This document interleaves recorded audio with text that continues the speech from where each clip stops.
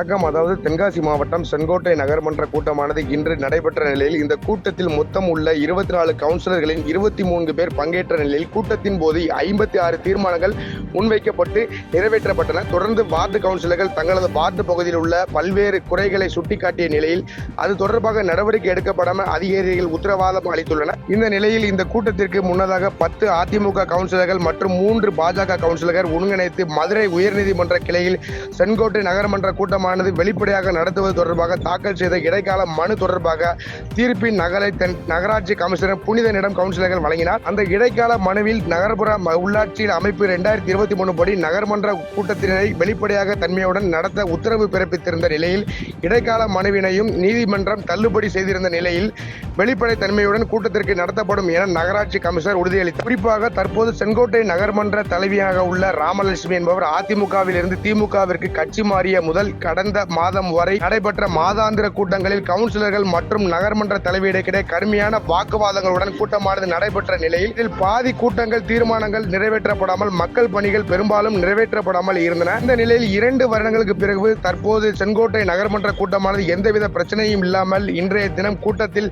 முன்வைக்கப்பட்ட 56 தீர்மானங்கள் நிறைவேற்றப்பட்டு பிரச்சனை இல்லாமல் கூட்டம் முடிவடைந்த நிலையில் அனைத்து கவுன்சிலர்களும் திருப்திகரமாக நடைபெற்றுள்ளதாக கருத்து தெரிவித்துள்ளனர் என்பது குறிப்பிடத்தக்கது.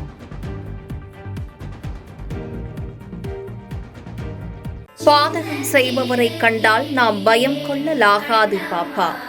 மோதி மிதித்து விடு பாப்பா, அவர் முகத்தில் உமிழ்ந்து விடு பாப்பா. அண்மை செய்திகளை உடனுக்குடன் தெரிந்து கொள்ள இணைந்திருங்கள் எம் நாடு தொலைக்காட்சியுடன்.